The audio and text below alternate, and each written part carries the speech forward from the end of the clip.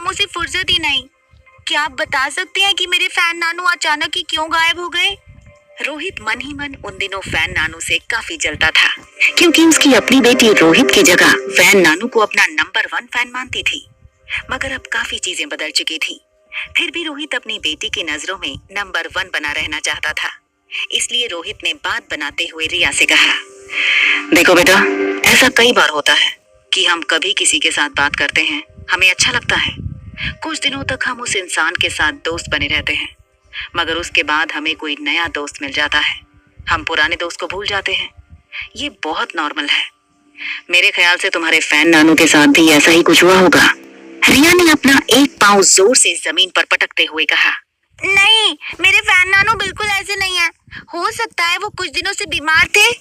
कुछ देर सोचने के बाद रोहित ने रिया को मनाते हुए कहा, देखो, अगर ऐसा होता तो अब तक तो वो ठीक हो जाने चाहिए थे। और वैसे भी तुम्हारे फैन नानू भी काफी पैसे वाले लगते हैं। अगर उन्हें कोई बीमारी हो भी गई थी तो शहर का बड़े से बड़ा डॉक्टर बुलाकर वो इलाज करवा सकते थे। मुझे नहीं लगता कि उन्हें कोई प्रॉब्लम हुई होगी। रोहित नन्ही सी रिया को ये कहकर रिया की नजरों में खुद हीरो बना रहना चाहता था, और काफी हद तक रिया के एक्सप्रेशन देखकर रोहित अपने मकसद में कामयाब होता भी नजर आ रहा था। रिया ने अपनी टैबलेट की स्क्रीन पर देखकर फिर से अपना पांव पटकते हुए कहा, अगर ऐसी बात है डैडी, तो मैं आज के बाद अपने फैन नानू से कभी बात नहीं करूंगी।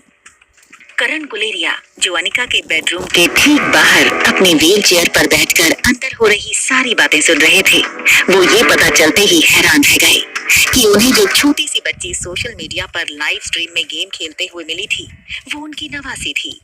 करण गुलेरिया की सांसें फिर से धीमी पड़ने लगी थी और उनकी आंखों के नीचे आंसू जमा हो चुके थे।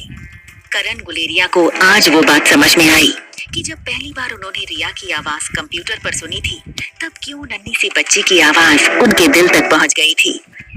करण गुलेरिया को आज इस बात का एहसास हुआ कि वो नन्ही सी बच्ची स्वीट एंजल क्यों उन्हें इतनी प्यारी लगती थी। आखिर वो छोटी सी बच्ची उन्हीं का खून था। मगर रोहित मारवा की बात सुनकर करण गुलेरिया को रोहित मारवा पर गुस्सा आ गया था। वो जान चुके थे कि अपनी बेटी की नजरों में हीरो बनने के लिए वो रिया के नंबर 1 फैन नानू को नन्ही सी बच्ची की नजरों में गिराना चाहता था।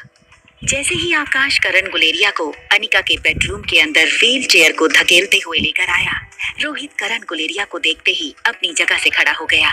रोहित बड़े ही अदब से करण गुलेरिया की व्हील चेयर के पास जाकर खड़ा हो गया और झुककर करण गुलेरिया से कहने लगा, वेलकम होम पापा। रोहित मारवा के मुंह से अपने लिए पापा शब्द सुनकर करण गुलेरिया बड़ी बड़ी आंखों से रोहित को घूरने लगे और फिर कमजोर मगर कड़क आवाज में रोहित से कहा, मिस्टर मारवा, आप मुझे मिस्टर करण गुलेरिया बुला सकते हैं। करण गुलेरिया की ये बात सुनकर रोहित हैरान होकर आकाश को देखने लगा। रोहित कुछ ही दिनों में अनिका के साथ शादी करने की प्लानिंग कर रहा था और इसीलिए वो अभी से करण गुलेरिया को पापा कहने की आदत डाल रहा था।